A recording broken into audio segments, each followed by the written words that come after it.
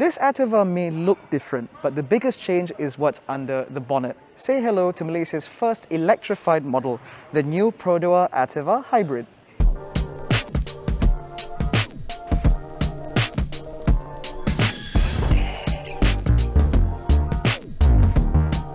Now, the design of this Ativa Hybrid is slightly different from the Ativa that we know, because this is basically a straight badge swap of the Daihatsu Rocky Hybrid. And as a result, we get the JDM face, the JDM fog lights and JDM bumpers. So it looks similar, but not quite.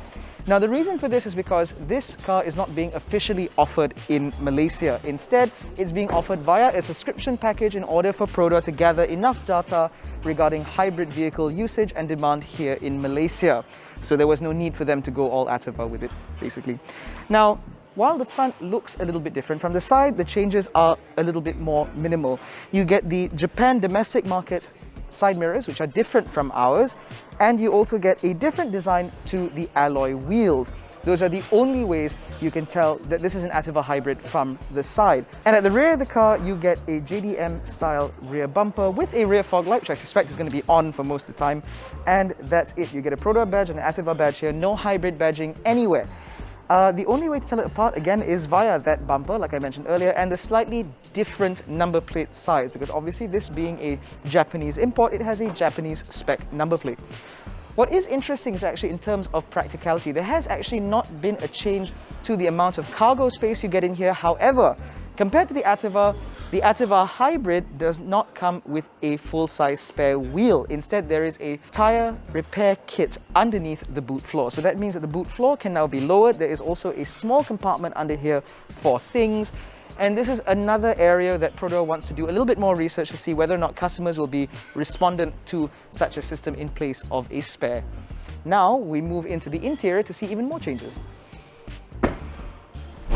Now inside the Ativa Hybrid, there are again some minor changes. So now you no longer get any of that red contrast around the cabin, and you no longer get the leather two-tone seats. Instead, you now get black leather and fabric combination in the same design, just a slightly different upholstery color, and it does look rather nice if you ask me. You also get seat heaters left and right.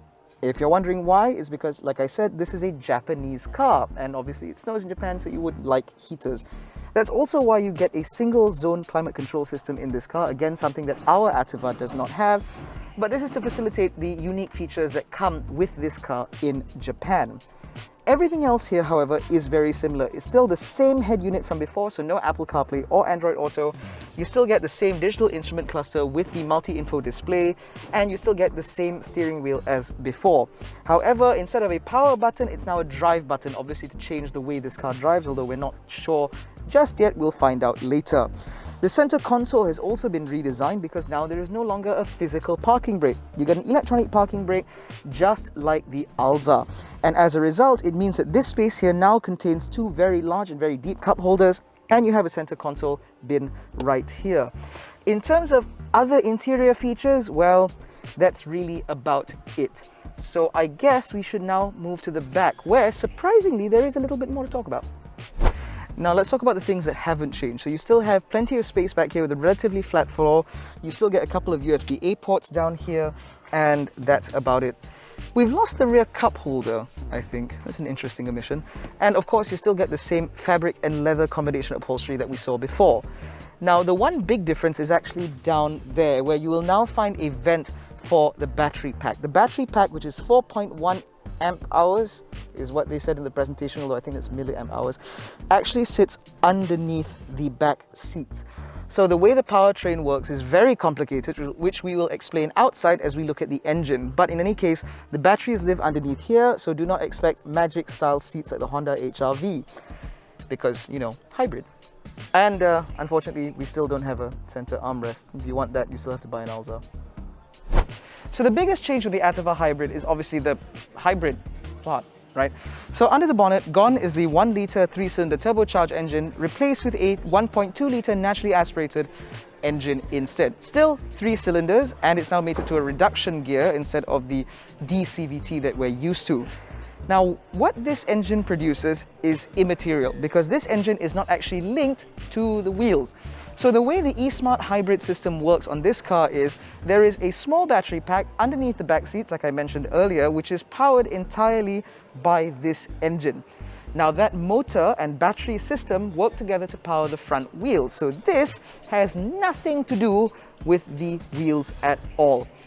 This generates electricity, puts it in the battery powers the motor, car moves forward. Clear? Now, let me just get some of the FAQs. Can you charge this via something else other than the engine? No, this is not a plug-in hybrid. You just put petrol in the tank and this thing will run for up to 31.3 kilometers per litre, according to Perodua, although I find that rather hard to believe. Is there a turbocharger? No. Is there a CVT gearbox? No. What's the top speed? I think YSCon will take it out and then you'll find out. But as for the most part, the reason why this system was chosen is because of the use of that small battery pack. Perodua says that this is the best possible system for compact cars because it reduces complexity, it reduces cost, and it allows for a more affordable price point for buyers to get into hybrid or electrified vehicles. This is of course a core tenet of Perodua where mobility should always be affordable, which I think is rather cool. That's also why this car is not available for sale, because this is the first time this system is being used in Malaysia, and so subscribers of this car, the 300 lucky people that got to get this, which doesn't include us, will be giving Perodua feedback with regards to the reliability of the engine, how it works in various different conditions, and of course the unique challenges that they face as a result. Although, fingers crossed, there shouldn't be any issues whatsoever. The last question that we kept getting is, how much is it? Well, like I said, this is subscription only for 5 years, which means there's a 2,150 ringgit payment upfront, 500 ringgit a month, all in, including all wear and tear items and servicing and road tax and insurance.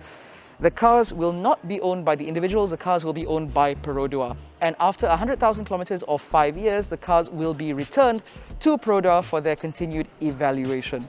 So we don't know how much this costs, we don't know how much it'll cost later. That's something we'll have to ask them when the time comes.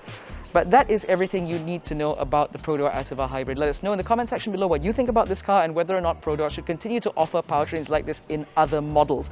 We certainly would like to see a system like this in, say, the Alza, don't you think? In any case, I've been ABDULLAH. This is Malaysian Motoring. See you later.